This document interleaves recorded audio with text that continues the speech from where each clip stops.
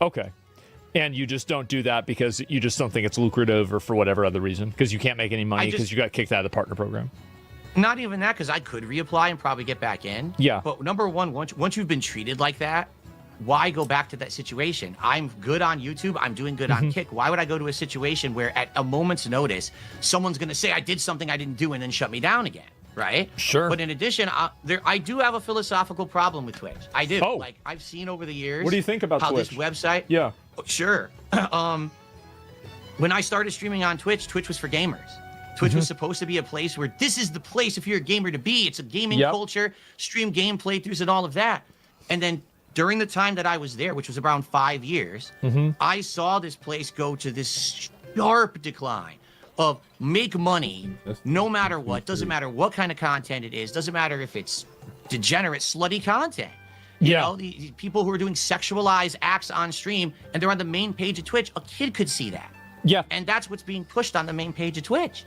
And I see this, I see unfair treatment of streamers on Twitch, where one streamer says it does one thing and is treated incredibly harshly by their team, and another person literally says and does the same thing or worse, slap on the wrist or absolutely no repercussions whatsoever. Yeah. I don't stand for that at all. That actually gets me so much. I would never stand to make content on a platform like that that's going to not be fair. Okay, I'm sorry. I can't. I feel like I was mistreated in 2021. They are coming down on me saying that I'm a hateful person, hateful content. What content? Tell me what I did to spurn this reaction. We don't have to legally. Well, then I don't have to use your business. Fucking based, honestly. Like, I'm going to be real. Have you seen some of the recent Twitch controversies? Indeed, I have. Yes, I do still follow some of those. Yes. Did he shock the dog or not? It appears he did. I don't know if he did, but it appears he did. All right, that settles it. Let me think if there's any more of them that have happened recently. I think that Twitch, so you don't like how Twitch has turned into kind of like a kind of social, because like, I mean, to be honest, they've nerfed the e-girls a lot. Like all of those girls that used to be in like pools and, you know, like selling bath water and stuff. Like, I don't know. Riding inflatable pickle ricks. Yeah, I know her. Yeah, for sure. That was Asian Bunny and Amaranth. I know. And yeah, they did very well. And so, yeah, but now they've been massively nerfed, and you hardly see any of those people doing any well at all. I don't really hardly see them at all. And so Twitch, I think that they kind of got rid of that with a lot of the cases, but you kind of have an ideological problem against Twitch, basically, right? Absolutely. Like, again, why are there streamers on Twitch that say and do things that you would, that's cancelable, that's actually really bad what they're saying, they're calling action against a group of people or whatever, and then someone else says something way tamer, suspension. How is that fair? I just don't understand. I've been wondering that for a long time. Yeah. They have a select group of people that they like, and they have a select group of people they don't like. I'm aware of that. It's that simple. Yes. Yeah, I mean, I think it's pretty bad. I mean, do you see a world where you would ever go back to Twitch? Like, would they have to apologize to you? Like, what do you think it would take? There is a way that I would go back to Twitch. Uh-huh. If Dan Clancy stepped down and there was new management, then I would go back to Twitch. Wow. That's about it. So you want that guy gone? I have no confidence in the people who are running that business that they're doing the right things or will ever change for the better. Like, take a look at the reaction to what happened to TwitchCon, right? They got they essentially have someone there who really doesn't want to be there, but they say, well, you got to kind of be there for the contract. Where's the security? Where is the attention to care for these people who you're making be there because they're your talent? And then what actually have they done in response to what happened at TwitchCon? Well, they lied about it. Apology. Yeah. Exactly. First they lied. You're right. They lied and said it didn't happen like that or whatever. Then they doubled up. Oh, no. Then there's an apology. Now, didn't this just happen a day or two ago? We did $100,000 for this match. Okay, great. But what did you do to solve the problem? Who cares what money you gave? Did you actually change your culture, change the security? I don't care what money you threw because you have big dollars. Fix the fucking problems. Then maybe people will be happy. Why do you avoid the problems? People call them out for this shit all the time, and they don't actually address the problems. So I'm not going to go back. Twitch, here's really what irks me, okay? Yeah, go ahead. On Twitch, I'm a gamer. I want to stream at good quality. Twitch kept coming to my streams telling me my bitrate's too high. I said, I'm streaming 720p and it's choppy. Oh, your bitrate's too high. What the fuck? Oh, because you got taken out of the partner program, so you had the shitty bitrate. Well, this was actually before then. This was before there was bit rates based on that. It was just in general, everyone had the same criteria. So then you would go over to a bigger streamer. They're streaming 1080p, high-ass bit rate. No one complains about them, but they come and they yell at me. Yeah. Now, recently, I believe you can probably confirm this. Is it true that Twitch finally started increasing their bitrate criteria so you could stream at better quality? I think that they have it to be like they guarantee an 8K bitrate, but beyond that, it's like you can stream at a higher quality, but they don't guarantee that it will actually like kind of go through. I mean, you know, probably better than I do. Like YouTube bitrate is way better, right? I mean, you can stream at like 15K bitrate, 12K bitrate, and at that point, you're hitting diminishing returns anyway. So like that's more than enough. So the reason I bring this up, Twitch is supposed to be a site that was around gaming community. Sure. They were the worst fucking bitrate for the longest time. So if you streamed games on there, they looked like ass. So it was contradictory to what their whole philosophy supposedly was. If I go to YouTube, I can do twice the quality for my audience. Why am I staying on Twitch? You know, like it's ass backwards the way they think. And they dodge every issue and push the issue to the side. We're so sorry that happened. Here's a donation. Did you fix the issue? Yeah. Here's a donation. All you need to do is capture the mission area. So you're just not going to put up with that bullshit. You don't want to deal with that anymore. You're beyond that. That's another point in your life. I don't need to be walking on eggshells every moment I'm streaming that some idiot mass reported me for something I didn't do, and now they're going to suspend me or kick me out. Fuck that. I'm done with that. Yeah, I mean, I remember I streamed Final Fantasy 16, and my bitrate was so bad you could barely even see what was happening. Nobody can set our defense here. Yeah, like it was like you were playing it on like a Nokia phone or something like that. So yeah, it was just dog shit. I mean, I get it. I totally understand it. Do you mind if I take a second? I gotta use the bathroom. Go for it. Okay, all right.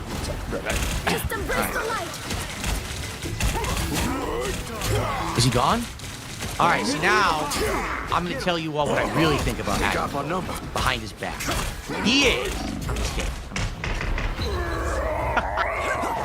For real, I just want to thank you for watching. Thanks for watching. I mean, apparently there's great viewership. I don't know. My stream has great viewership. I'm sure Asmund has pretty good viewership.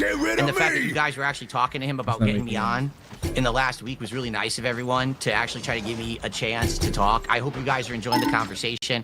Again, whether you like me or hate me, it's all good. Really, it is. It's all good. Just, you know, I just want to do my own thing. I just want to be left alone. I don't want to be in this lol cow circle bullshit that they pull me into every day. And I hope that you'll check out my channel if you're interested. If you're not, it's all good. Hope you guys would like it. My stream, of course, says that it's going, but I don't know in general what everyone actually thinks. I can only see what my stream chat says. They're having a good time. So, there's 41,000 people watching on Asmongold's stream right now. Just slightly. Is that it? Yeah, is that it? That's it. Wow. Dude, you're almost slightly bigger than me. Just Yeah. Okay. The thing is, Twitch has been dying too. Like the viewership and popularity of the platform has gone down massively. So yeah, I'm not sure. Maybe you're right. Maybe you are right to jump ship, and you're on another platform now, and you're doing relatively well. So you're financially stable. Everything's. Oh, go ahead. No, go ahead. Is that supposed to hurt? You were talking about Twitch earlier, that you think that it's very profitable to be on Twitch. Of course. Well, why do you say that? Because when I was on Twitch, I'm not exaggerating, I made less for each sub I got. The bits, actually the bits, I guess you get 100% of the bits. Right, that's it. You do get all of them. Check. But the members, or the subs, definitely you make half. You get half of the sub. On YouTube, you make more. On Kick, you make way more.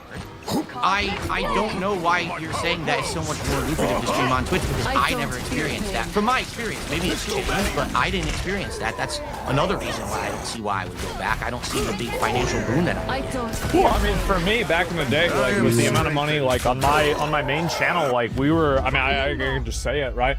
I was making on Twitch like a couple $100,000, few $100,000 a month, right? And so yeah, it was a lot of money. And so that was like really not even running ads or anything like that. But and like that's if you do run ads and you have people watching, etc. But like it has gone down massively. Like they basically just took a zero off of my earnings, and I changed my channel, etc. Right? But like you're right that Kick pays a lot better. So yeah, you've got the the Kick partner program as well, which does extremely well. Ready. So I got a question for you about that too. Yes. Do you think Kick is sustainable really and they can keep doing what they're doing? Because man, they are paying well. Who's I the don't one know being how they're paid, doing. Well, I Last mean, it's I pretty checked, obvious we how was they're both doing fine it. with They're it. using Kick as a loss leader for stake, and then they're paying for it by the losses that people lose in gambling. That's how they're doing it. We're getting paid from people that are too stupid to figure out math and play slots. That's how it happens. That's what's happening. Yeah. I mean, that's that's the way it goes, right? I mean, it's a redistribution of wealth. You don't know how to do math? That's too bad.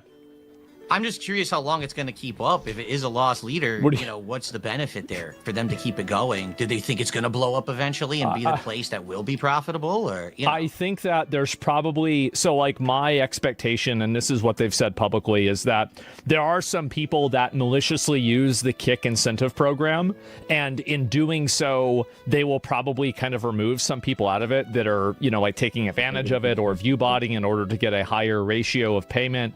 And you saw recently people complaining about that.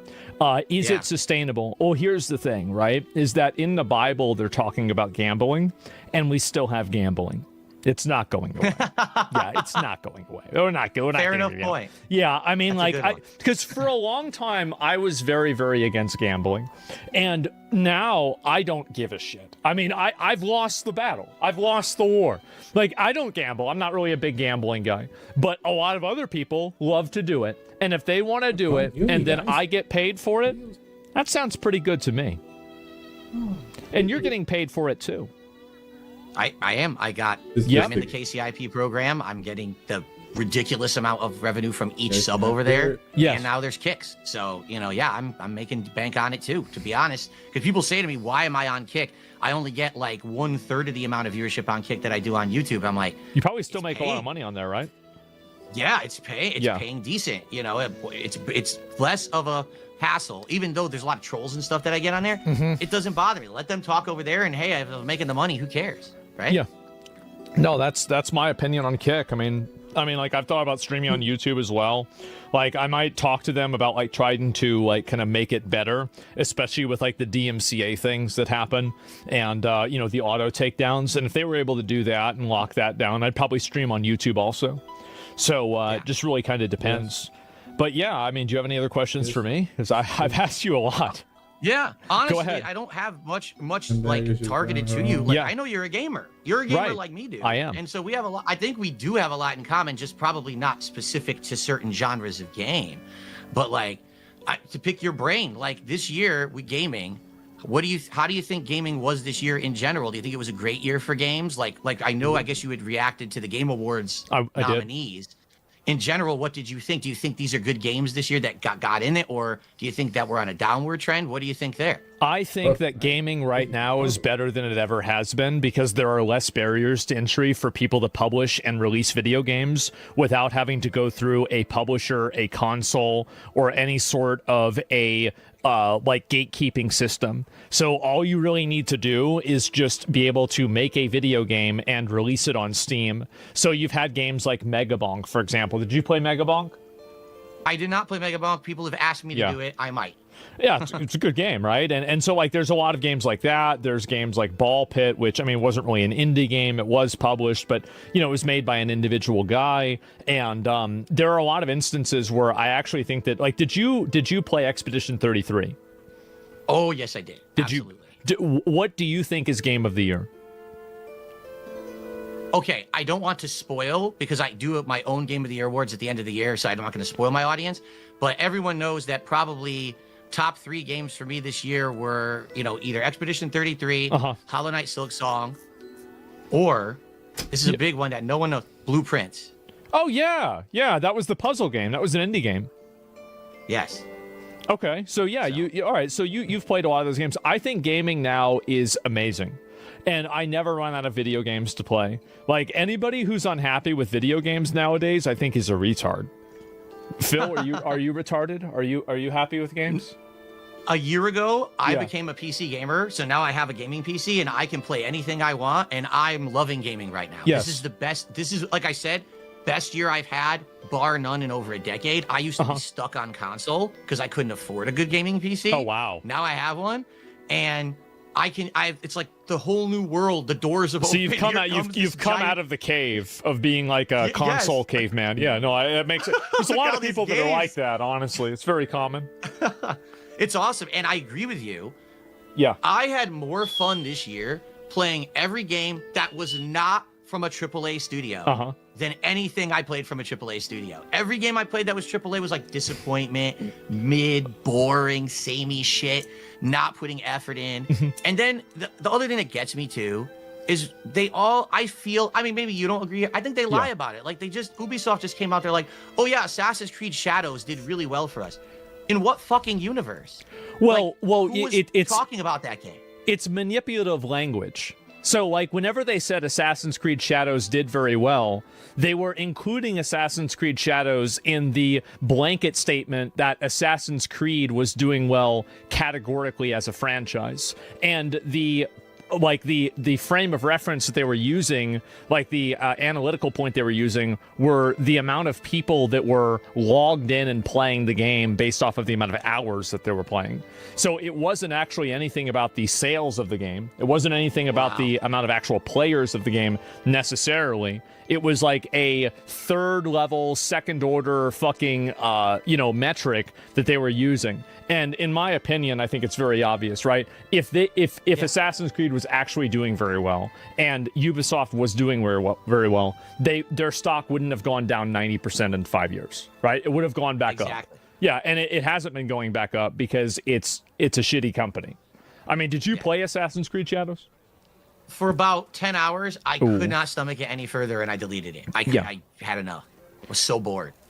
I mean, I kind of agree with you, if you want me to be honest. Like, I did the same thing. Like, I did a few of them, and then I realized, like, the entire world scaled with you, and there was, like, no real sense of progression. And, like, after you play the game for an hour, you've pretty much played the entire game. And then I just stopped. Yeah, I just lost interest, and I didn't really care.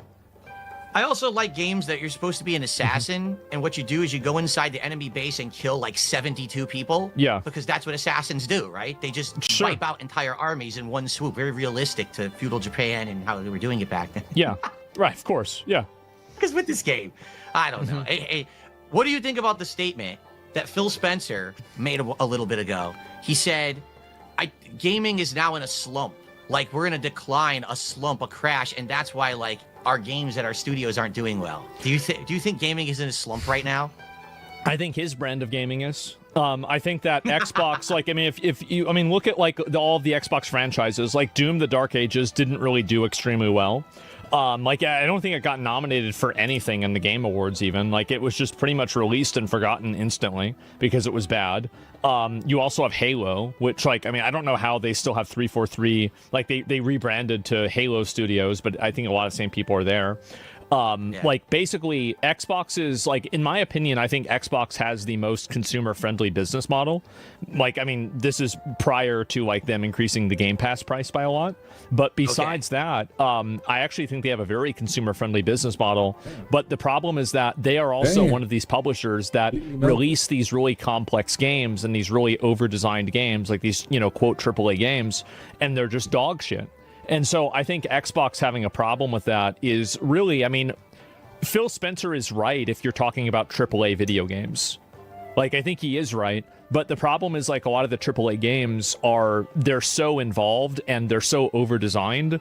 And I think that they're really designed by committee. And so they're set up basically to fail because you don't have any sort of cohesive vision for them. That's really the reason why I think that it fell apart. And I think that's why Xbox, like, Game Pass, that's why he's saying that about it. I completely agree with you. It seems like we're in like mind on a lot of this stuff because I hear him say shit like that, and I'm like, dude, you're in charge of a major part of gaming. If gaming's in a slump, who's responsible? Yeah, Xbox is one of the biggest ones. Like, how on earth could he just be like, oh no, it's gaming is the slump, that's what's going on? Like, dude, just passing the buck. I mean, in truth, if that was the case, we wouldn't have had Expedition 33 selling a ridiculous amount of copies and Silk Song doing well, even though it's a relatively smaller scale game. We have games that are doing well. It's just not the big AAA games anymore. And that's a good thing. It's not your games. Yeah, exactly.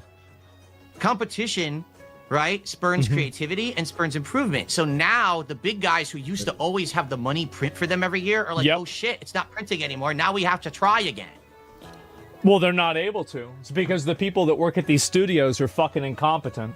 Like, the executives don't know anything. I think that a lot of the developers and the writers are morons. Like, it's just people that are totally fucking, like, just completely out of it all the way down. Like, I think it's like a structural problem. And that's why you see new studios, like what you were saying, like Standfall Entertainment or any of these other ones that are doing very well. And I think that really you have, like, it's the same studio like Warhorse Studios that made Kingdom Come Deliverance 2, also a very successful studio. Many of these studios do great, and that's fine, but I think that a lot of them kind of, there's like I think it's like a corporate entropy where you just keep adding more and more people to the project, and it ends up, like, basically turning it into, like, this immovable mass. And I think that's what happened with, like, Assassin's Creed Shadows, and it's what's happened with, like, a number of other games, like Star Wars Outlaws or Dragon Age Veilguard or something like that. Starfield has an infamous story where a game dev who no longer works there said they needed a chair designed for a cutscene, and literally had to submit the request for the chair to a department to design the chair, but then had to get 2 department sign-offs to get the chair design, and then they had to wait like 2 months, so literally their work was held up for 2 months to get a fucking chair made for a scene. How is that game development? Like, well, it's not. I mean, did you play Starfield? It's awful. It's a piece of shit. Absolute piece of shit game. Yeah, I played it a lot, and I hated it. I hated, like, I'd say, like, 95% of playing the game, and I played it for, like, 70 hours. It's like someone... what I say now about these modern companies, what they're doing is, they got a good original game. They got a Fallout, or they've got an old Assassin's Creed, right? But the people who made it aren't there anymore. So what happens is the new team, they put that game down on a photocopier, and they photocopy it. Then they got to make another one. So they take the photocopy of the photocopy, and they photocopy that. So what happens is the quality of each copy goes down, down, down, and now, let's play Starfield. It's the hot new Bethesda game. What the fuck is this? It plays nothing like anything that I liked from Fallout or Elder Scrolls. How did they fuck this up so bad? Because these aren't the same people. Their talent's gone. They're just copying what their predecessors did. Are you familiar with the metaphor of, like, the ship of Theseus? Have you ever heard of that? I have, but it's not coming to mind. Okay, right now. So basically it's the question of if you replace every single board except for one board on a ship of the original ship, is it still the ship that it originally was? Is it still the ship of Theseus? And I think that's what's happened with a lot of these studios, is that the only person that's still working there that was working there whenever they made good games is the janitor. And everybody else, everybody else is gone. So, I think you're totally right about that. And I think it's probably going to keep getting worse, too, if you want me to be honest. Like, a lot of these studios, I think that the way they hire people is embarrassing. I think that just in general, like, the kind of people that they bring on the teams, like, you're a bit older than I am, but, like, I hate the people that are around my age, like, I'm 35, like, that make video games, like that quirky millennial dog shit. Oh, my God. I hate it so much. And it's just so fucking cringe. And now they're writing video games. Makes me crazy. Do you honestly think that Bethesda will ever put out another good game again? No. Of course not. Like, no. I mean, like, the thing is that they already fucked up. I think they fucked up with Fallout, the recent Fallout. They fucked up with Starfield. Like, I mean, they're going to make Elder Scrolls 6 good. I don't really see, like, why would anybody think that? I mean, again, now I'm looking forward and I'm hoping to be wrong, but the fact is that their formula for doing things it's dated. It's a dated formula, and I don't really see them being able to innovate. I think that the best thing that they've done in the last 10 years is re-release something that they did 20 years ago. That's not very good. Right. And their revenue stream, sadly, when something like Starfield fails, is, let's just do some more expansions for Fallout 76 or Elder Scrolls Online. It's like, this whole formula of now every game that's going to be profitable has to be this constant, like a live service, content, DLC, live service. It's nuts. It's killing gaming. And somehow we're not realizing this. Like, the best games of the year aren't live service games ever. Yeah. So why are we like rewarding these games? Why are we sinking billions of dollars into GTA Online when it took so long for GTA 6 to come out? That's why it took so long to come out. And it's still not out. It's one of the reasons, I mean, I think for sure, like, I don't hate live service games categorically, but I think that you're right that a lot of companies do kind of fall victim to falling for the idea of, oh, we'll just make the game live service. And I think what happens really is that these video games, you know, it costs like $300 million to make the game. So you're just realistically not going to make that money back through just like box sales. So like they have to like kind of like basically, I don't know, reinforce the sales with battle passes or with pre-order bonuses or with expansions or DLC or like free bundles, or not free, but like, you know, paid bundles and like gotcha characters and stuff like this. So I think that's what happens, right? Is they run out of money that they can make, just like from like basically, it's like, you know, you're going to at most sell like maybe 3 million copies of this game. Well, you know, 3 million times like 60 even, right? That's 180 million. So like if you're and that's assuming that you make 100% of the profit, which you're obviously not going to. But like even if you do, and your game's $300 million, okay, well you're still like over $100 million down.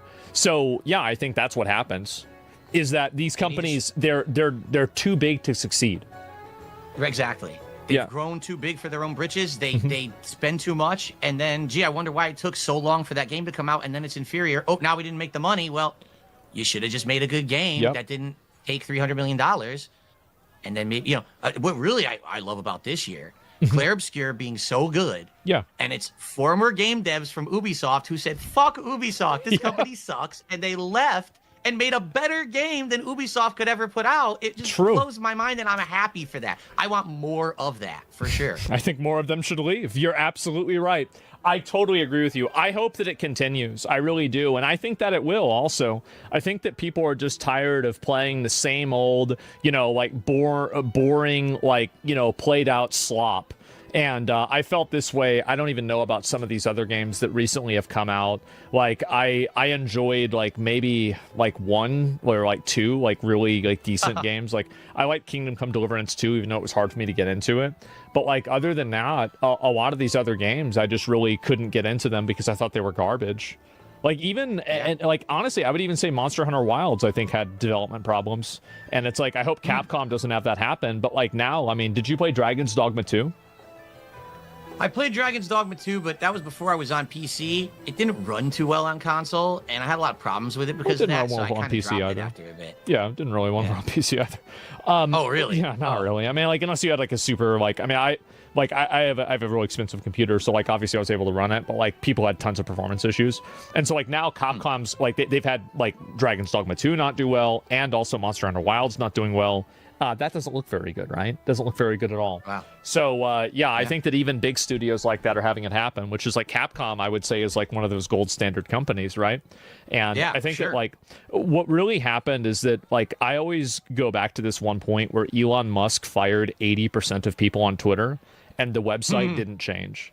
And I think that really goes to show, and like what your story was with Starfield, that really goes to show where their priorities are. Absolutely. And I think that it's just like a corporate entropy where they just hire more middle management. Middle management hires more people to manage the middle managers.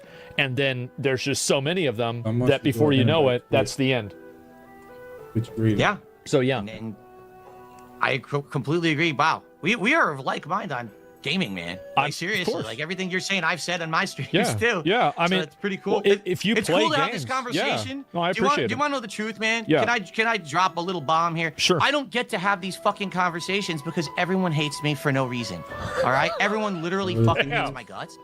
I can't get anyone to have a normal conversation about anything because all they ever want to talk about is WWE champions and e-begging and this drama shit. This is a fun conversation, and I would love to have these kind of conversations. So thank you for allowing me to have a little bit of fun today without just having to talk to my viewers. Having to talk to someone else, another creator, is awesome. It is really a great experience. Sure. I mean, like, I'll probably be bringing back a podcast that I'm doing sometime soon, and maybe you can come on that, right? And we can get you know, some of your opinions on gaming. I think that could be fun. What do you think about that?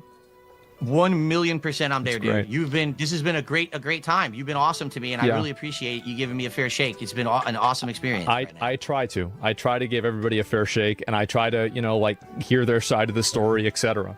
So yeah, man, I really do appreciate you coming on and everything. I know obviously it's been kind of a while. I'm sure you've got other things to do. I've got, like a million other fucking drama things to get into, but I do. Your audience is bored with me. Get me off the fucking stream. So right. the drama, well, you've got the cat on now, so it's okay. And so, the viewership, of course. There you go. And so, no, I mean, I do really appreciate you coming on and, doing everything live and, in front of a big audience like this. It's commendable and it's respectable. And so I do really appreciate you coming on and talking about it. Thank you so much. Really, thanks to everyone. The audience sounds like the audience really enjoyed it too. Thank you guys for watching. Again, it's youtube.com/DSP Gaming. Yep. That's how you actually see me, not the detractor. If you just search online on YouTube, you won't find me. You have to go to the channel directly, sadly. Yeah. You, I think, stream like at exactly the same time that I do during the day. Yeah. I go live in the day, and then by a time, like, because you're probably the same way, right? I mean, you have shit that you want to do in the evening, and so, like, you stream during the day, and then, like, you finish it, and then now you've got, like, the evening to do whatever you want. Yeah, what I do is I have 2 streams, one major stream that starts around the same time you start. I end that between like 4:30 p.m. my time. Yeah. I spend some time with my wife, usually have like a meal, and then I actually have a late stream. So if anyone is interested in checking out my stuff and not interfering with Asmon's content, I do a late stream every night around 7 o'clock, 7:30 p.m. Pacific time, if you're interested. And that's also on your DSP Gaming channel? That's on DSP Gaming. Tonight I'm playing Tormented Souls 2. Okay. Continuing on with that playthrough if anyone's interested. So swing on by. You're welcome. Well, thanks, man. I really appreciate you coming on, and I'll actually be very curious to see what the reactions to this are. I'm extremely curious. Yeah, I don't know. Everyone thought that, once again, the toxic people, Asmongold, all he wants to do is he wants to snake fill, and he wants to be awful. He's going to have detractors appearing, and people... I never got that impression of you at all. I don't know why people are saying that shit. Maybe they were just trying to scare me out of it and to not do it. Yeah. But, like, you always seem like a level-headed dude who has fair takes. And I was like, dude, it seems like when you talk about gaming, in general, what I hear is, like, stuff that I agree with. I'm like, what's the big, like, what do they think's going to happen? I mean... you're gonna fight or something? Like what? Yeah, well, I mean, it's like, you spend all day and, you watch content that you totally believe and you treat it like wrestling and you believe wrestling is real too. And, you do that for a long enough time and you're going to have a very distorted view on the world, to say the least. So, yeah, no, I totally get it. And I think it's pretty common. I mean, usually, like, talking to somebody, you find out that you have more in common than you have not in common with them, even whenever it's somebody that you might have a certain impression about. And you talk to somebody and it's like, well, most people can usually get along, right? Right. So, all right, now that being said, when are we going to have a high-profile boxing match for $50? Oh, I don't know about that, okay? Fuck that. I've already lost enough of my fucking teeth. I don't need to lose the last few of them, okay? So, yeah, no, absolutely not. But, yeah, I'm going to get back to it. I really appreciate it. Yeah, absolutely. Thank you very much. And guys, DSP Gaming on YouTube and also Kick, right? It's a DSP Gaming Reel on Kick because someone stole my name before I could get the name. Okay. So it's DSP Gaming Reel on Kick if you want to check me out there. I co-stream. Okay, so. Got it. All right, man. Well, thanks a lot. I really appreciate it. And we'll keep in touch and I'll talk to you later, man. Absolutely. Thank you so much, man. All right. I'll see you later. Peace. Peace. Man. Man! Can you believe that? Oh my god. Excellent talk. Yeah, that was fucking funny. Great talk. That was cool. Way more bass than I thought. Yeah. Did you guys like it? Was that enjoyable?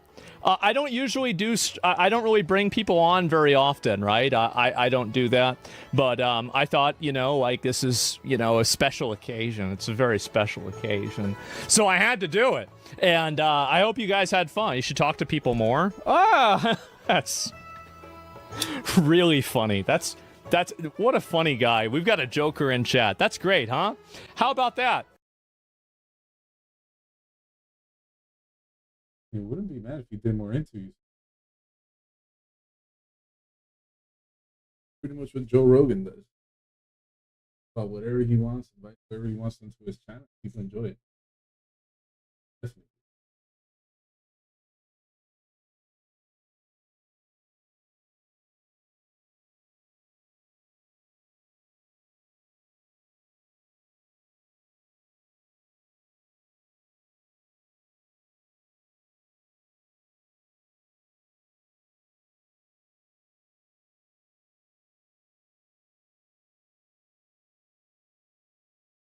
Casey Tron raised GoFundMe goal knowing that she'll be mocked by Asmongold and XQC incel fans. In September, I made a settlement offer to Ethan for $17,500. This offer was publicly revealed by Ethan to his Instagram followers. Yeah? My mother, father, and sister all struggle with disability and housing instability. They are my family and they depend on me. Then why would you put them at risk by saying that you're committing copyright infringement on your stream? Why would you put them at risk? If you know that they depend on you and you are trying to like help these people, why would you do that? Does it make sense? This month, like many other low-income Americans, my mother and disabled sister had their food stamps taken away.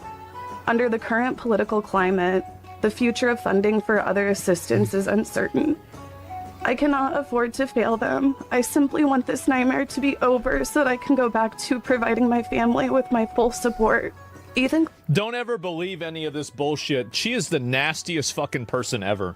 She's so nasty, so obnoxious. She has no problem bringing up my dead mother, weaponizing her audience against people, spreading lies against people. Nah, you get what you fucking deserve.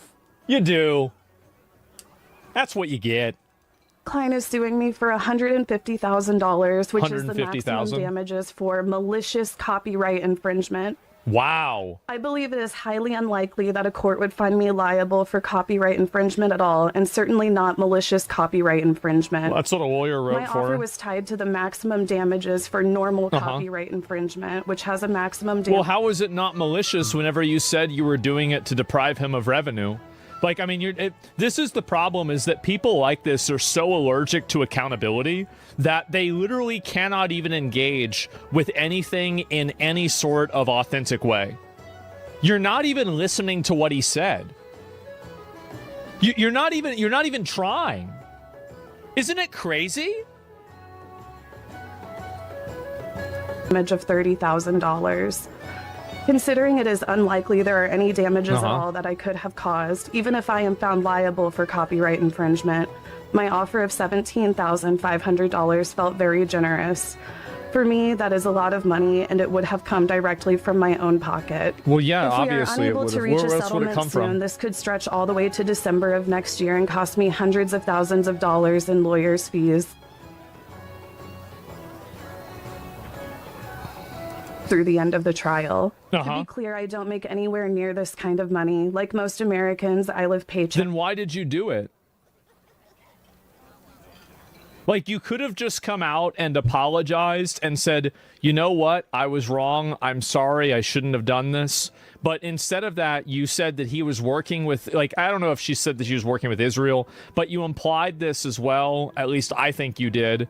And you've gone out and said all this other negative stuff about Ethan. You brought up his kids. You've brought up other people's kids. Like, you've got really, I mean, this is the thing, is a person like this has no boundaries. You have no boundaries for what you are willing to or not willing to, you know, bring up in terms of, like, weaponizing against a person.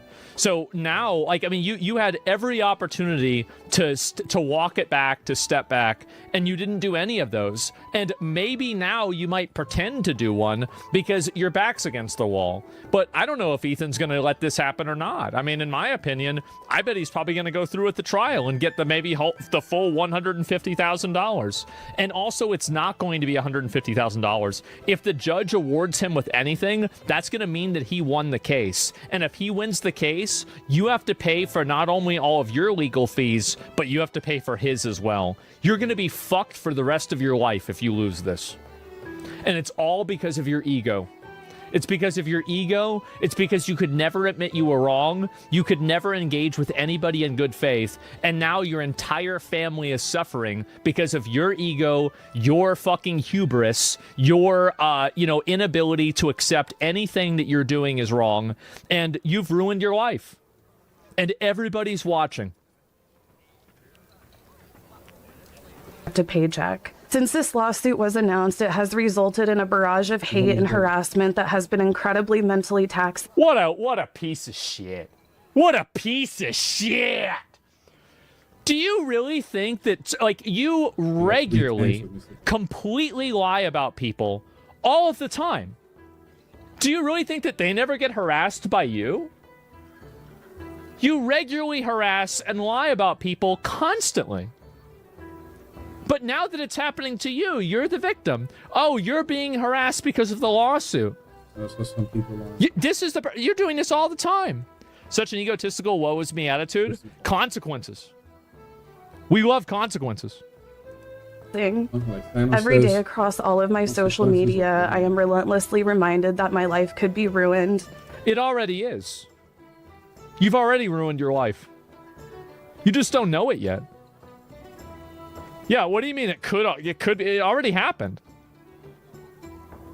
What are you talking about? Like, what's this past tense? That myself and my family could wind up living on the streets, that Ethan is going to foreclose on my home. All realities that feel very real to me right now, and all being used by... But, and even because of that, you never stepped back, and you didn't try to take it down, you tried to play it off. And this is what I think is funny, is that people like this, these are people that are finally realizing that their little group of weird, mentally ill followers are not the law. You were getting gassed up by Reddits, by snark subs, and all these other weird, mentally ill, middle-aged women on social media that, no, you're right, girl, you're right, girl. And you know what? They all convinced you to carry your cross, and now Ethan's nailing you up to it. You never had to do this. You did this to yourself. And you're not a victim. Well, actually, you are. You're a victim of your own stupidity. That's it. Yeah, you had every opportunity. And now, whenever all the chips are down and you want Ethan to show you mercy, I hope he doesn't. I'll be honest. I hope he doesn't. I hope he sues her and he goes all the way with this. This person is a parasite. They are a hostile, bad actor. They repeatedly lie about tons of other creators. They bandwagon on hate to everyone. Then they've been doing this. Casey Tron's been doing this for years.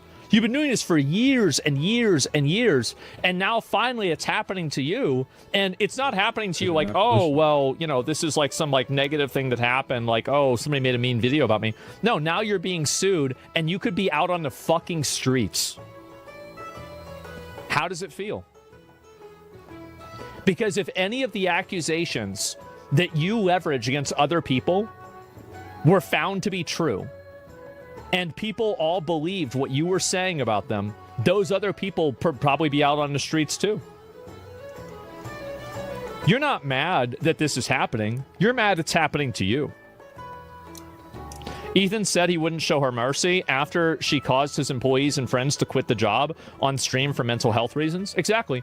Never, like, whenever I see this, I maybe this sounds horrible. I love this. I'm so happy to see this.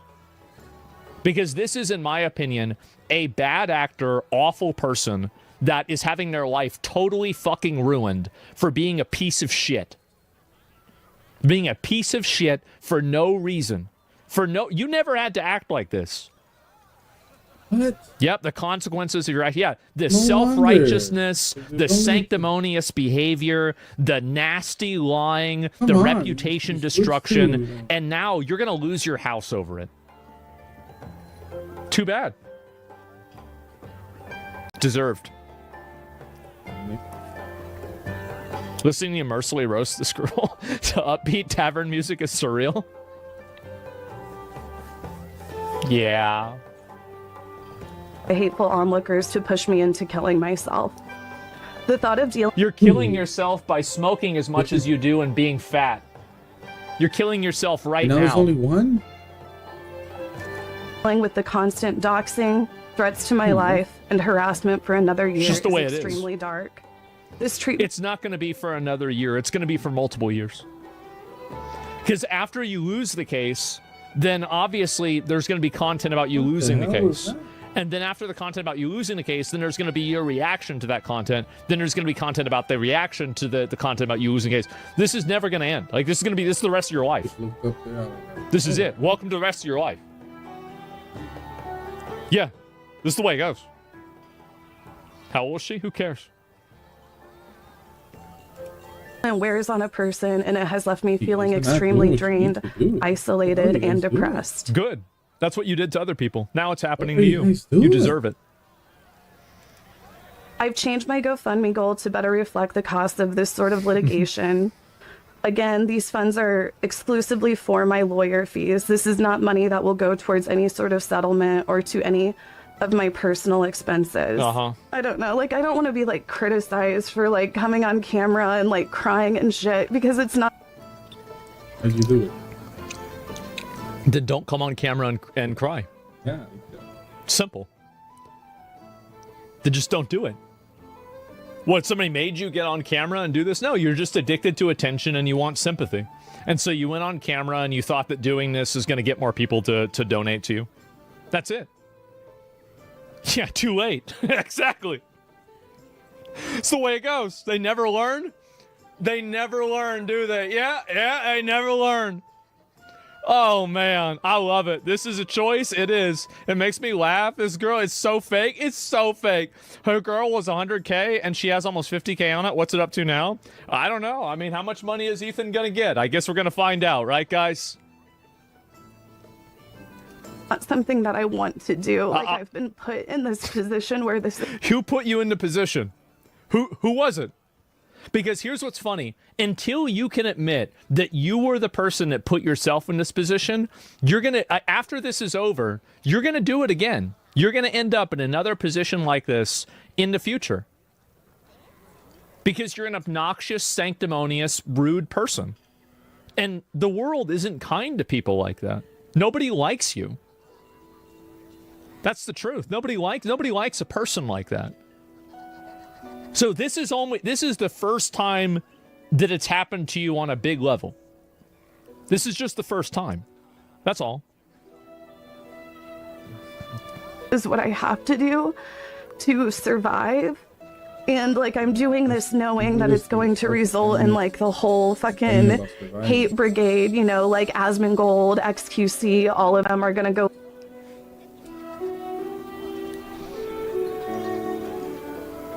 Hello. Hi. You were right. Oh, man. That's too bad. Of course I'm going to talk about this. I love seeing this. This is the best thing that's happened to me today. Absolutely.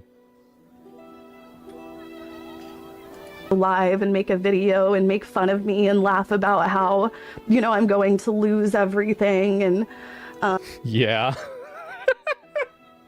Yeah. It's gonna be funny. All this other messed up shit. And it's messed up.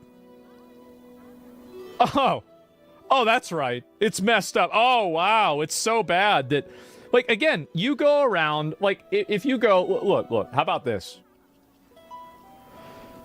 Casey's trying to address as Asmongold. This is her talking about me again. Is unfortunately banned, calling tertiary Asmongold Destiny. Former Republican grifter fashion is now lying about being canceled for attention. These, quote, men are such pathetic perpetual victims. But I was lying for like some other fucking shit that happened in like 2022. Didn't realize audio of Asmongold was muted. The loser has me banned from his stream. He doesn't want me to clip how often he harasses me. Nice, well, you're gonna have another one right here. How about that? Like, having fun? Taking their sweet time. Yeah, let's see here. Oh, do we have it? Okay, yeah, here we go. Oh, I had the space. Okay, so this is the person who's complaining about me harassing her.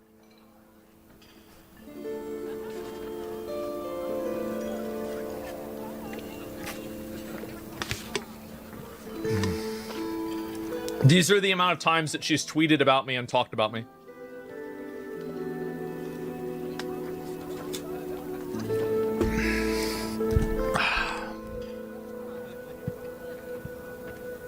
Man. How about that? You guys thought it was over. No, it just didn't load yet. There was too many of them. I wonder how long it's going to go. I do. I wonder how long it's going to go for.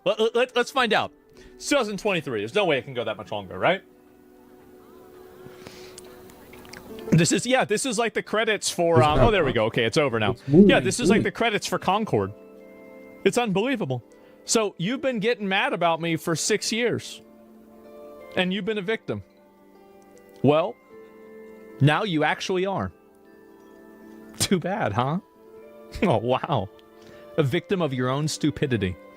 From Caseytron Asmongold. Oh, the opposite for me. From Asmongold, Caseytron.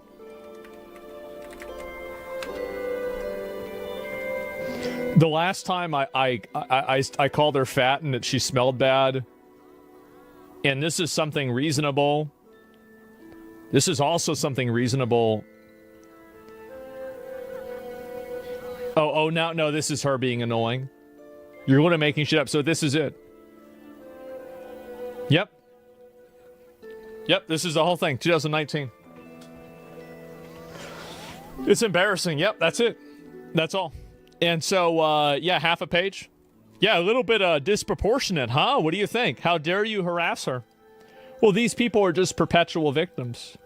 And they're going to laugh out how I'm going to lose everything? Yeah. Oh, guys, kill her. You think that you're going to sit there and talk all that shit about me? You're going to be chirping around, talking shit, trying to get your opinion out there, put your 2 cents in about my life for 6 years. And if you think that I'm not going to be here today, and I will be here, by the way, for the rest of your career, I will be here waiting. And you will get farmed. It's going to happen. It's just that simple. So until tomorrow. Yep, for all the time. That's right. It's going to keep happening. You can cry about it. You can bitch about it. You can tweet about it. You can complain about it. You can say that you're a victim and nothing is going to change. And if you do it enough, I might just make content out of you doing it. So, you know, please don't do that. Don't do that. Oh, no. What a disgusting freak. They're going to further profit off of my pain. I am. That's exactly what I'm doing. 100%. You're a public figure. You're posting public statements, and I'm responding to them. That's right. Yep. You can go and talk shit and cry and try to these optics games, these emotional blackmail. It doesn't work on me. I don't give a fuck about how you feel. You deserve this. Thank God this is happening. Should have happened sooner. I hope it happens again. All of these incel types, like the Asmongold fans that she said my name twice. Like she said, I think that she's only said Ethan's name once. Like I'm getting so wait a minute, hold up, wait a second. Let's take a step back on this. So you're doing a video about Ethan's lawsuit, and somehow you're talking about me more in it. How does something like this even happen? I mean, this is like, I don't even know what to say about this. There's a level of derangement for this is just unreal. I can never tell if Caseytron's actually being serious. Well, I mean, as far as I know, I mean, the lawsuit's serious, right? So there's that. And yeah, they pretended to be victims so bad, they turned out to be a victim. Yeah, that's about right. So she's more worried about you than $150? Yeah. You're more worried about, like, me making fun of you. And, like, also all my viewers are incels. Yeah, everybody that doesn't like you is an incel. That's right. Of course. QC fans, like, saying that I deserve all of this. And that is what I said. Yeah. You've been watching. That's nice. Thanks. Then whenever you ask them why, they're basically just like, because she said incel. You are addicted to telling... Sorry, you are allergic to telling the truth. You cannot even properly explain the point of view that other people have that are against you. This is the reason why I love seeing you suffer. It's because you are allergic to accountability. You are allergic to any sort of truth or, like, honest behavior, and you are instead addicted to virtue signaling, being... Yeah, some people grow up like that. Huh? It's the type of shit you see in middle school and high school. Like some people act, you know, and middle school, it's like, okay, fine. High school, it's like, okay, it's a bit older, you know, you're getting over all this. victim mentality. Some people just don't. People like buy into it, and then they keep it into the rest of their life, and which is bad because me myself as a 34-year-old,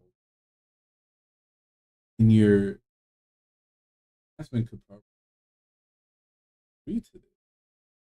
Into your 30s, early to mid 30s, you really, really start to see a glimpse of what it's like to be when you'll be old. Mentally and physically. You start to see, oh shit, this is life be when I get old, doing 60s, 70s, 80s. Get just a quick glimpse. Nothing out of this world. And the habits that you keep will also follow you into old age.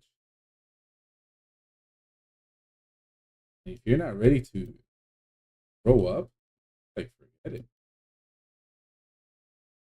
If you're not ready to mature, if you're not ready to change, it's like you stand no chance of living a life without trauma. And here's the thing about what's gonna happen sooner or later to everyone. It's not like anyone here on earth is just immune to trauma. Like we all have trauma. The problem is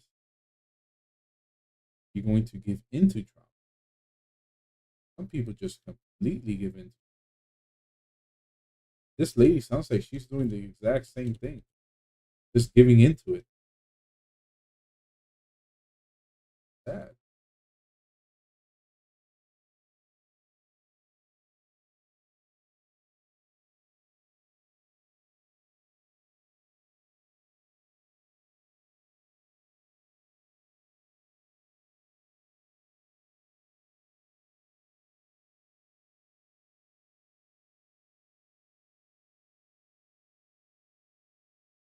Switch back quick enough. And with the way she's speaking, it's exactly the way a small child. Never the caught doing something wrong. It's all she's doing is trying to figure out who to place the blame on. Never trying to figure out, okay, what can I actually do to make life? What can I actually do to make sure that some people just act like they're just still in middle school, high school. There's never any, there's no character development. No character development, any kind whatsoever, ever. Being sanctimonious and calling people names. So basically what I'm trying to say is that she's going to have a very dramatic life, and it looks like you're starting to see glimpses of what a life is. This law student asking for GoFundMe money. How life works. You don't grow up, you live a traumatic life. Really no way around it. Absolutely. Just can't hope that things are getting better out of it. Not how life.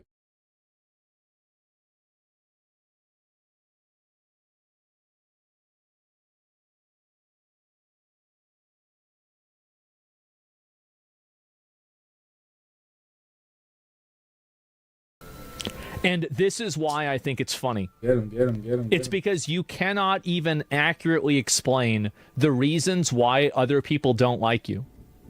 You will not even engage in any degree of good faith conversation with anything or anyone besides the people that you already agree with.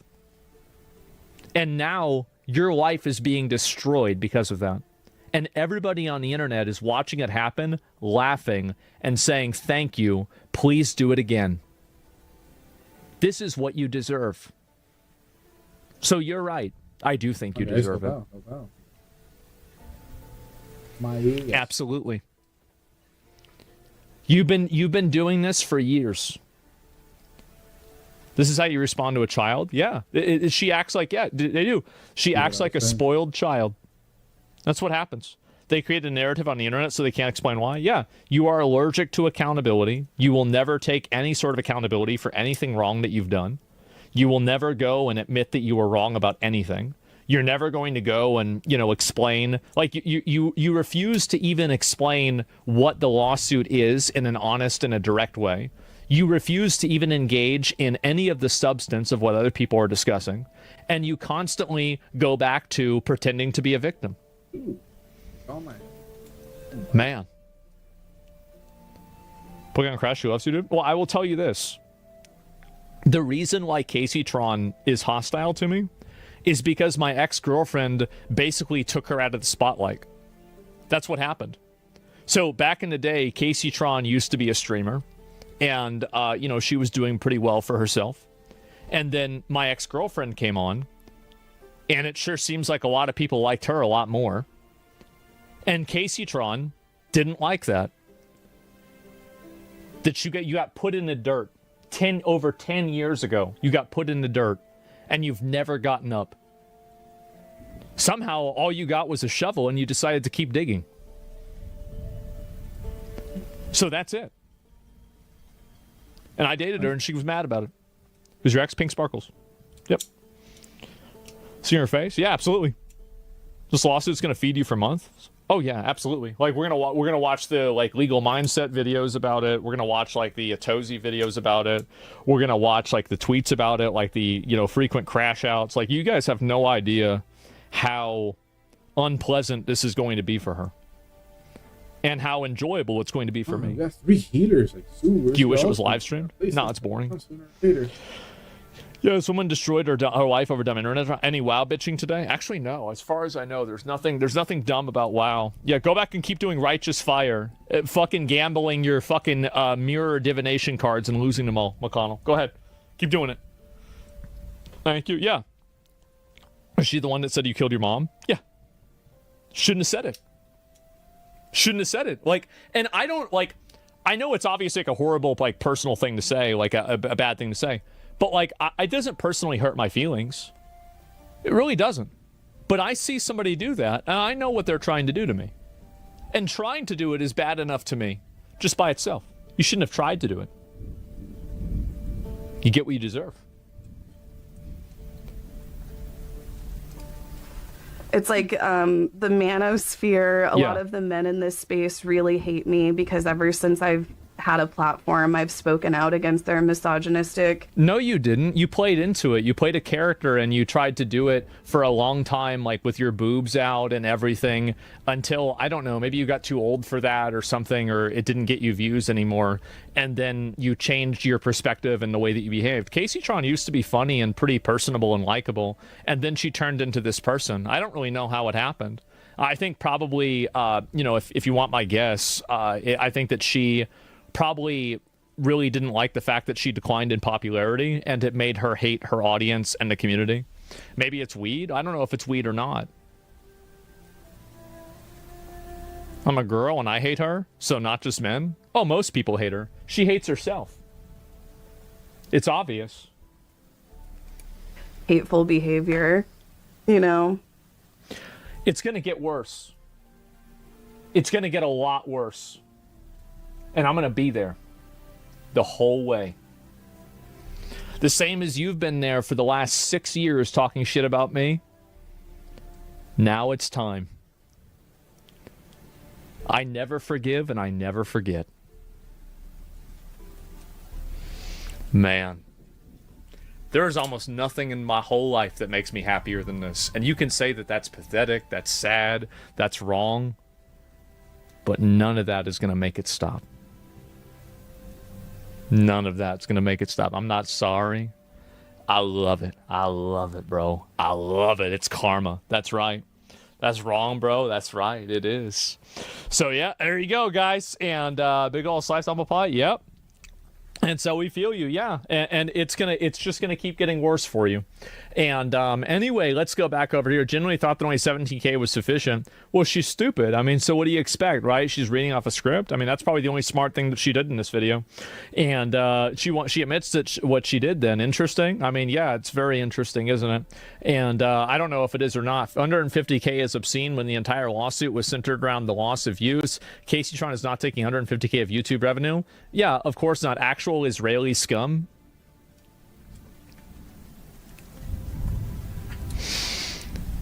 These Twitter comments really aren't going to do well in court. I understand that, you know, you're going to go and say this kind of stuff and like you think maybe it's going to get a few other retards with like, you know, 8 flags in their bio to like agree with you. But the fact is that everybody knows that whenever you're doing a civil lawsuit, which is what this is, the component of damages is not purely based off of lost revenue, but there's also a punitive component to it as well. Everybody that knows anything about lawsuits knows this. So this is what these people are doing, and this is why I love seeing them fall apart, and I love seeing their life dissected, is because they are refusing to even try to engage with any degree of truth. These are liars who are having their entire life collapse in front of them because finally they realize that they can't gaslight a court. I love it. I love it. I'm so happy.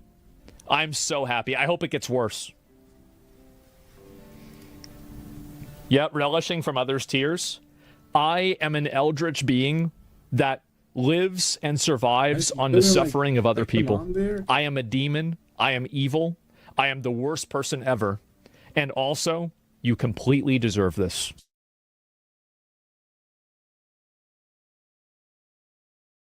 New spawn room is even further away. What the hell is the point of that?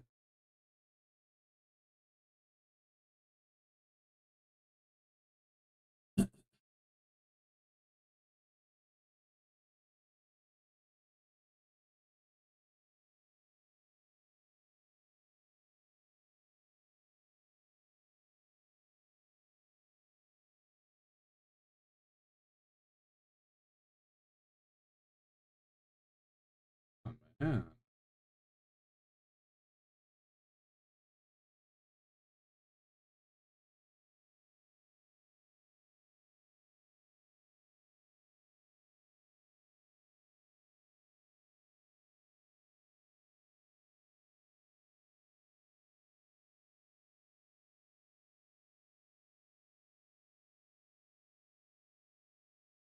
Goodbye.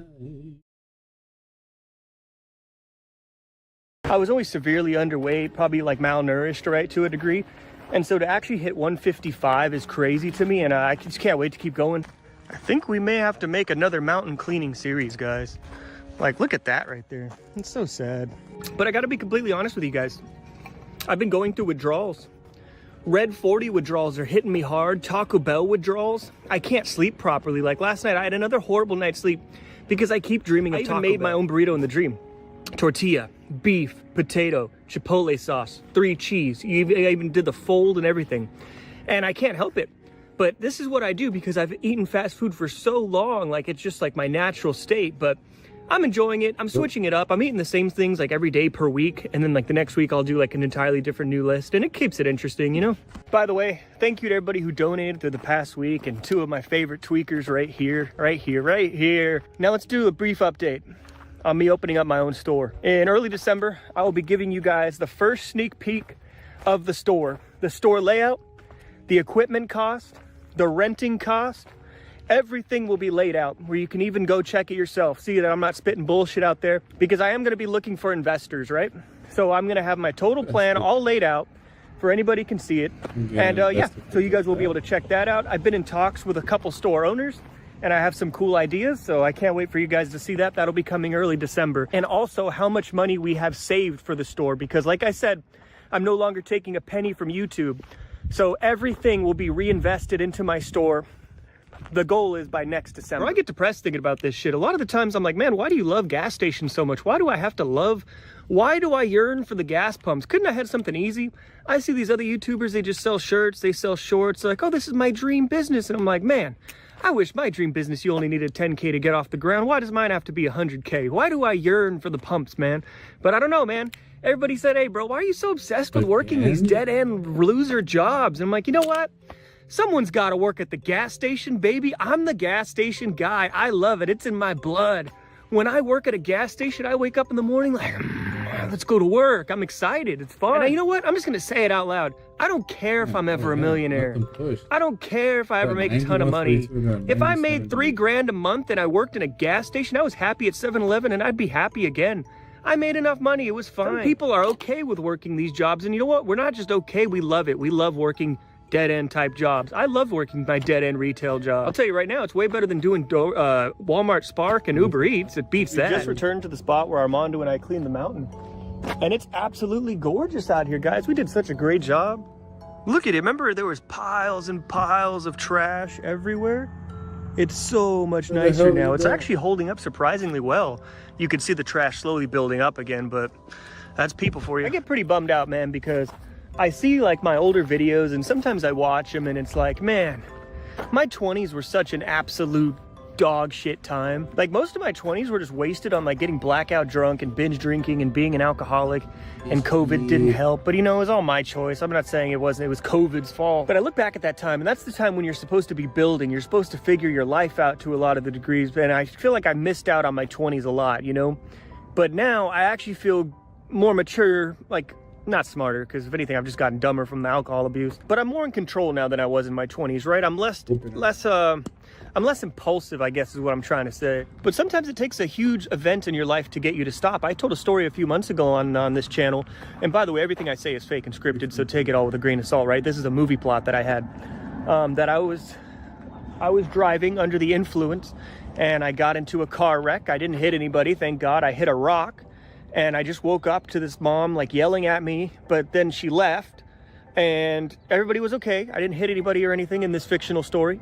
And then the cops came and I could have been in jail. I could have been in jail right now. Isn't this a great movie script for my movie?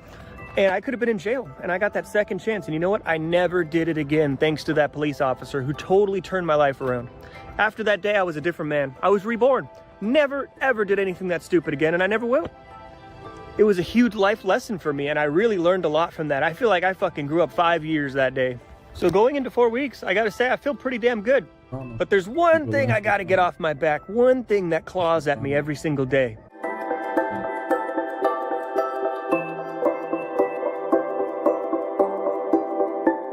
I've been smoking since I was 18 years old, and it started in these mountains. I went out with my friend Robert, hi Robert, and he showed me this thing I never heard of. I was a sheltered kid, man. I didn't hear of anything growing up. He showed me what a Swisher Sweet was, and I thought this was the bee's knees. This is the greatest thing since God came back down, right? And I took this Swisher and I smoked it. Just no weed, just the Swisher. And I felt so good, I was hooked instantly. From that night on, I couldn't wait to smoke. Smoking was so cool. It was a once a day thing at night. And it was the greatest thing ever. I loved the feeling. It just made me feel so chill and relaxed. Nowadays, it makes me feel like I'm crazed, panicked, right? It gives you like such bad anxiety. So I moved on to cigarettes. I managed to quit that. Love my voice cracks, by the way. Video, I'm saying I'm maturing and my voice is cracking like crazy. And then these came out. They're from China, right? China. And these are the best. These are the best because you could do it indoors. You could do it anywhere. You could do it by yourself in the bathroom while you're taking a shit if you wanted to. I really think so. I've never done that, but you could.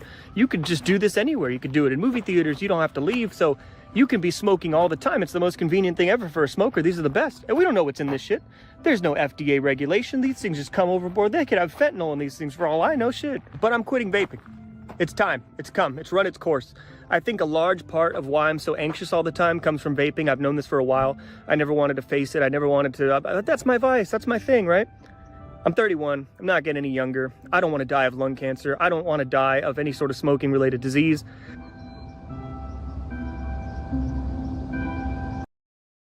Ian right now is talking about the things that I said about on this channel a couple of times. That's noticing again that, you know,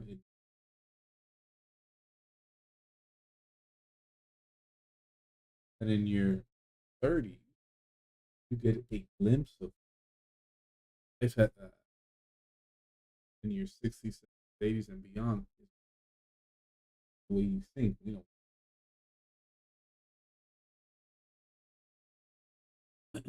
Well, not just once your brain starts to develop. Once you down, take a look at yourself in the mirror. Change. Really have to. There are people faced with this earth,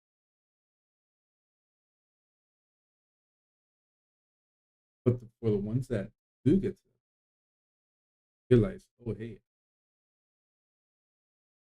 you'll notice that life flourishes. Now it's not an immediate like life will just flourish and within a second, month or anything.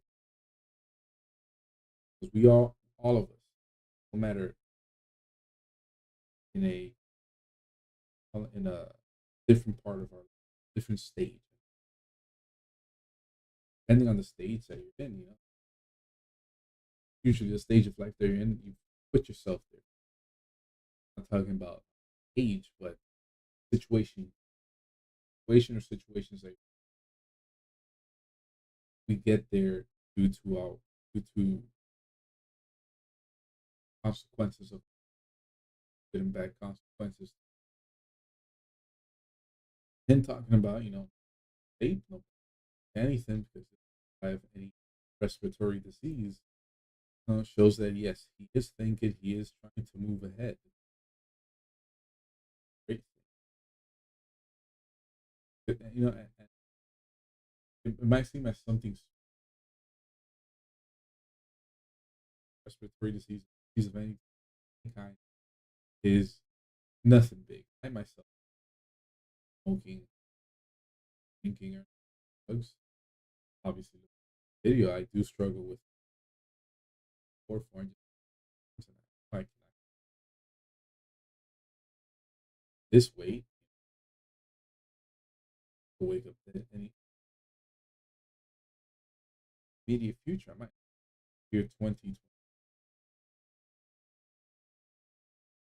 But being able to realize that, that does show that there is a pretty there for people out get big like me to get bigger and pretty much believe, oh, I'll be fine. Like, we've all seen on the TLC channel my 600-pound life. People who think that they're just gonna remain big forever and whatever the hell they want 24/7 and no consequence. Fortunate. Well, not fortunate. Fortunately, that's the way things are. There were no consequences to anything. True. Consequences help us to build character.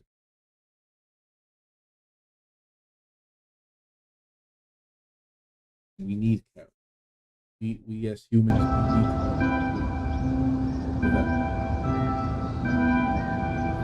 Who knew what eating healthy for 3 weeks could really do for your lifestyle, man? I wake up now, I just feel better. I don't feel as sluggish anymore. Talking about him saying that, knew what eating healthy for 3 weeks could do. Last year, I started the keto diet with my family. The whole family started it. We all started to lose weight. Father, he's the one who continued to do it, even definitely lost the weight he's lost. Youngest sister had the least amount of weight to lose. And she lost most of the weight she needed to lose. Really good for her. I a lot of weight to lose. I need that. Once I started, and if I kept doing it and actually stuck with it, not allowed any of my vices get in the way, it could take about 2.5 to 3 years for me to completely lose all the weight I need to lose. Unfortunately, I did not keep up with it. And it's been tough. It has been. I want pretty much at the end of 2020. Nah. I want to go into 2026 being morbidly obese. Anyway, hopefully I can lose some weight.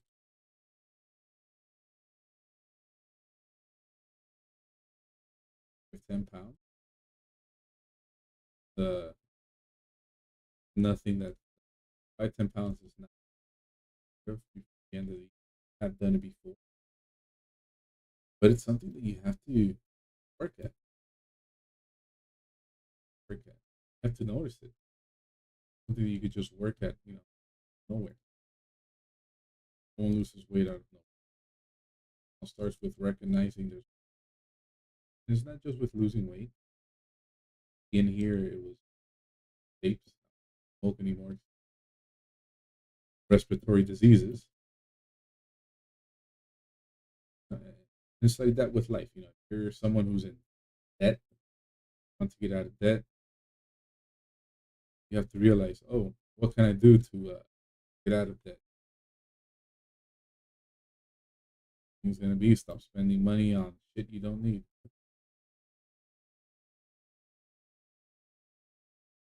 So one of the things you can do to get out of debt is stop spending money on things you don't need.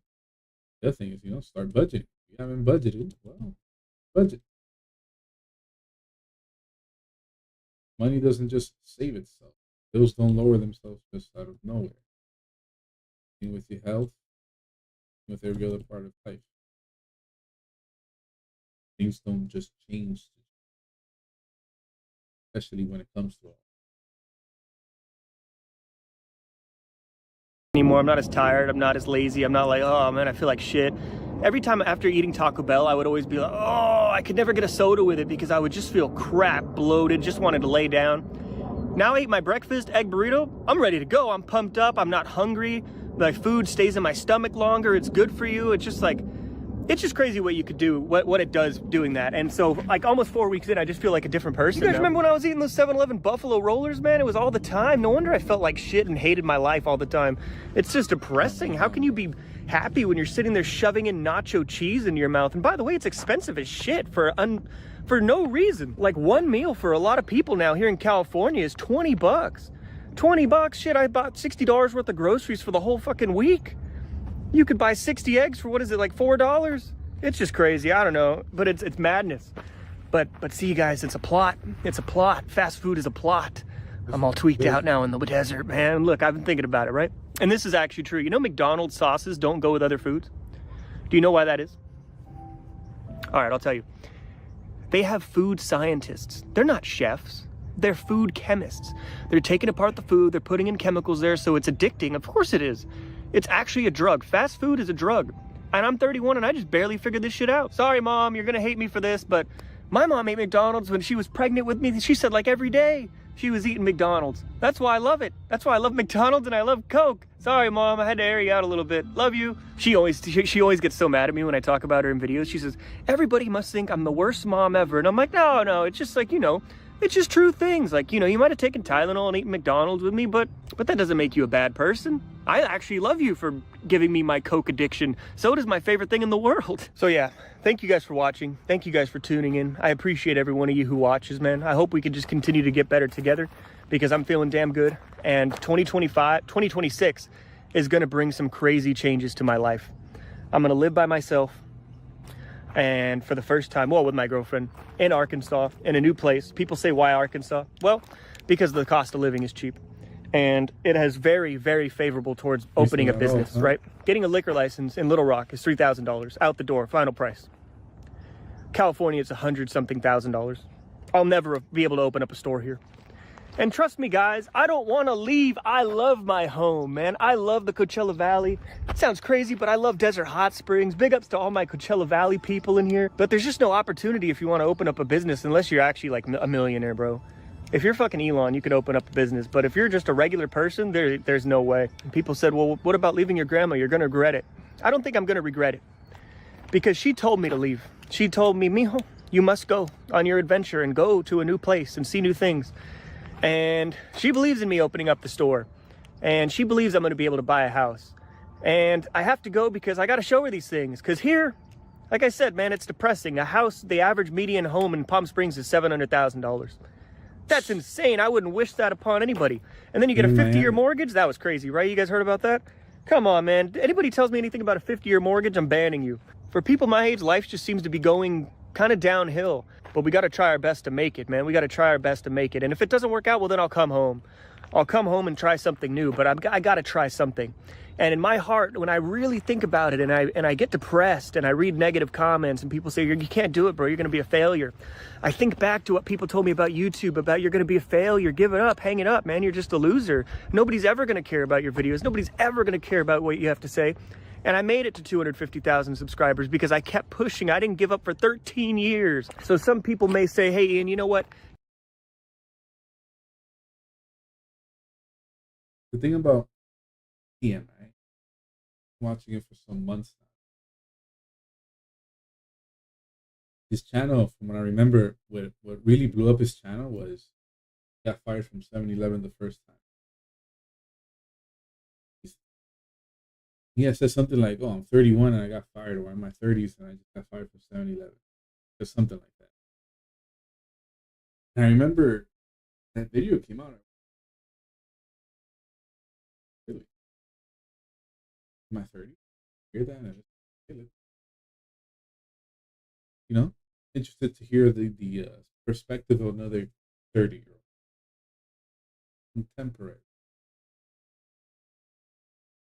And, you know, thinking video, and I've seen some of his much older videos.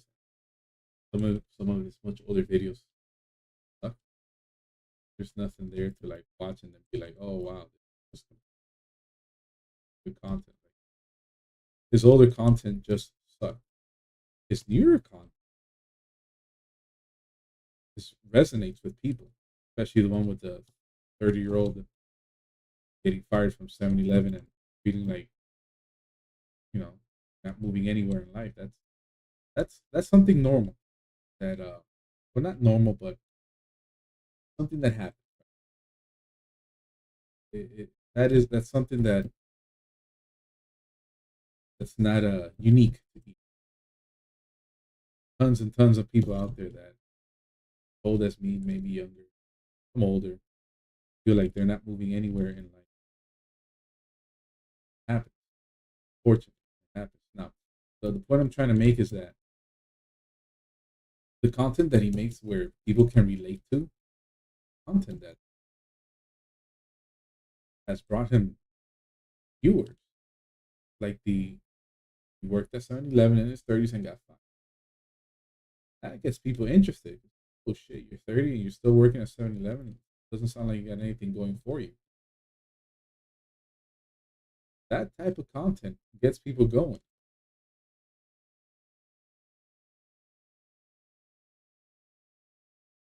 Gets people going. It gets people thinking. It's like, damn, you're that old and you haven't done anything yet? No, I feel that. 34, have a degree, don't have anything, no, just got a certification. Got a interview coming up soon. Hopefully that interview proves fruitful. Needed. I would love to go ahead and say, oh wow, I'll be here on YouTube and that's gonna do something for me. To be honest, becoming successful on YouTube is easier said than done. Ian saying, been on YouTube for 13 years. He's proving it himself. It's easier said than done. But I have noticed channels on YouTube that are able to make, because they've gone ahead and made some content that people can resonate. Some type of content that people can say, oh yeah, this content is interesting. This content didn't say, yeah, I understand this content. It means something to it. But usually he notices that. But he said there, doesn't really sound like he knows. You understand?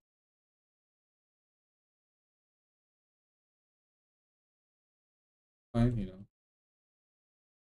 No one's born everything. Take him some time to realize that.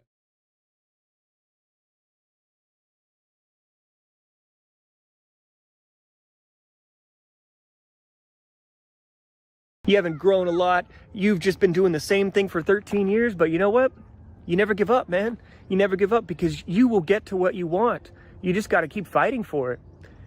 I really believe that, man.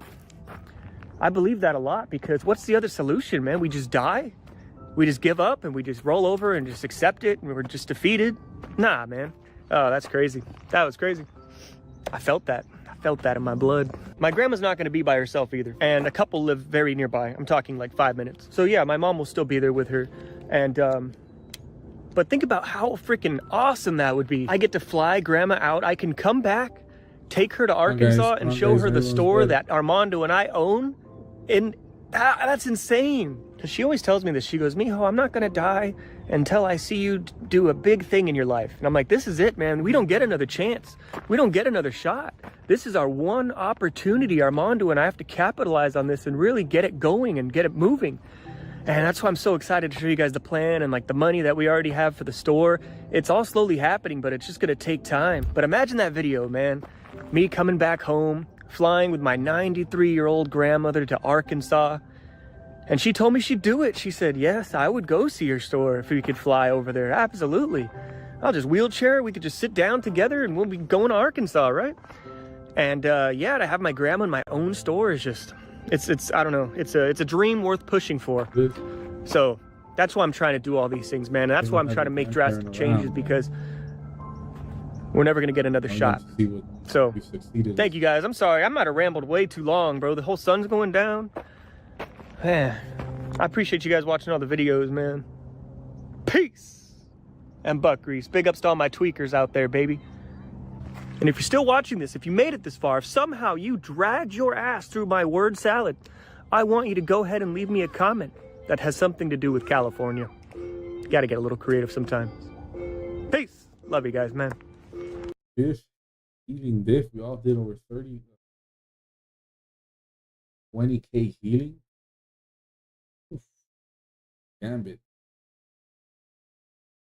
The other two did not keep up. You switched to Wolverine. Right? Kept those in there, all that healing.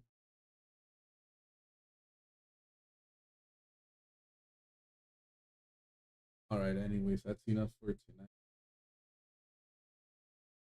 Being here. Thought I'd be fine.